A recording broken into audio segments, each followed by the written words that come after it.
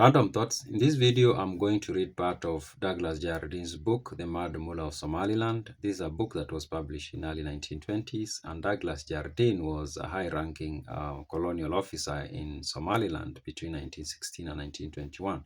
Now, in this part that I'm going to read, this is, we can say, like a post-mortem of the first expedition that happened.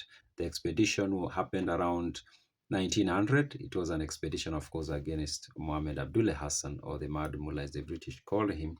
Now, this expedition was meant to end the campaign by Mohammed Abdulla Hassan. The British believed that through this expedition, they were going to defeat him once and for all, and the war was going to end. It did not end, of course, it went on for another close to 20 years. Now, in this first expedition, interestingly, was suggested by Emperor Menelik of Abyssinia, and he suggested that the British in Somaliland could work with him to, of course, bring the campaign by Mohammed Abdulla Hassan to the end. But then, come to the time when this expedition happens, the Abyssinians, but that's a different video I'm going to create, the Abyssinians sort of did not deliver, and maybe that being part of it, maybe seems like, I would think, the British seems to have underestimated the strength of Mohammed Abdulla Hassan. The expedition did not defeat him. It just exposed the British to a war they had not planned. They did not expect what they met. And Douglas Jardine writes about it, but more importantly, he quotes, or he gives us a text that was written by Lieutenant Colonel Swayne, who led the expedition.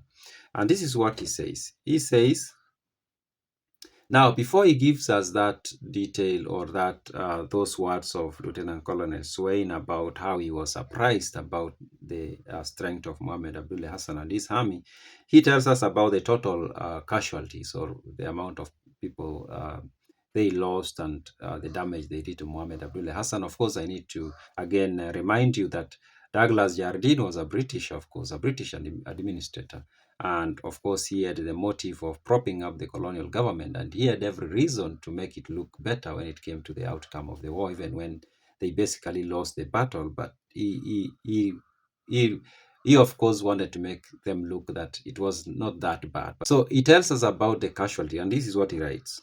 Our total casualties had been 1 British officer and 21 uncommissioned officers and men killed, 1 British officer and 23 non-commissioned officers and men wounded. So, and I did do a video about the first British officer to be killed, where we talked, his name was Fredericks. Now, he gives us this summary, and then he tells us, in the addition, 1 British officer was accidentally killed, and two other deaths occurred in the ranks, 1 from wounds and 1 from disease. So there were other deaths.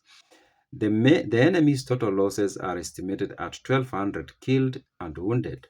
Some 800 prisoners fell into our hands. Now, we can't really trust these numbers, because he gives these huge numbers by they had to end the expedition because it was not going well for them. So, and this is 1920s. The British are still in charge of British Somaliland. So propaganda was still active, of course. This is not like a book that was written way after colonization. So these numbers might be highly exaggerated, and maybe the numbers of the British casualties maybe were brought a little bit down. Yeah, so that's the summary it provides about the casualties. But then now it tells us about the surprise that Lieutenant Swayne got about the fighting of the Mohammed Abdulla Hassan's army. Seems like it's not something he expected. And this is what Douglas writes, and then quotes Swayne. He says, describing the dervishes after the close of the operation, Swayne wrote as follows. Now, this is what Swayne wrote. I was impressed with the danger of the dervish movement until I actually saw the mullah's men fighting. I had no idea that a Somali could be so influenced by fanaticism. So he did not expect them to fight the way they fought. He expected them maybe not to fight that much. And there is a reason for that. There is this theory which Jardine also talks about, the theory of, the people who were fighting on the side of Mohammed Abdulla Hassan had been forced to fight, 1, or 2, they were motivated by acquiring material things, which he will mention, but at this point is like maybe not all of them, some of them maybe. And he continues. I'm speaking of the dervishes, the men who, following the custom of the Swakin dervishes, have thrown over father and mother and their own tribe to follow the mullah. So he's talking about these people who are given up their families to follow the mullah and to fight by his side. They have passwords, wear a white turban and special breviary, and have sworn to throw up all worldly advantages. Of course, a certain number, even of these dervishes, have joined the mullah simply for the sake of loot.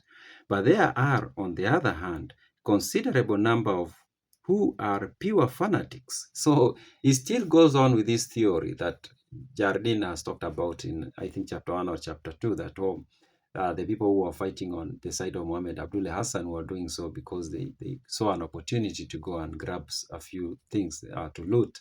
But then even him, he wants to go with that, but then he's like, no, no, no, the way those people are fighting, that's not what it is. He continues, at Fred, at Fredidin and at Macmill Zariba, these were the men who led and were shot down. At Fredidin, after the others had fled, a number of these men remained behind to fight to end and were shot down as we advanced. When recording the names of the enemy's dead, I found that a large number were Hajis or Sheikhs. So he at this point he realizes that actually this immediately after the first expedition by the British, he realizes that actually these people are different from what I thought they were, because initially they had this theory of, oh, these people are either being forced to fight on the side of Mohammed Abdulla Hassan, or they are taking advantage, or they are seeing an opportunity for them to go and loot.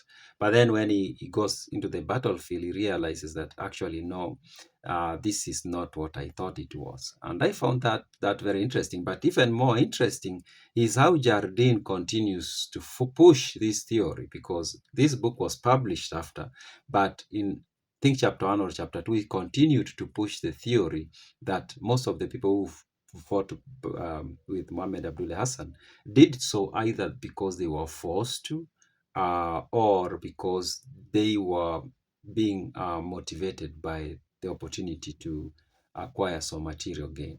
Those are my random thoughts.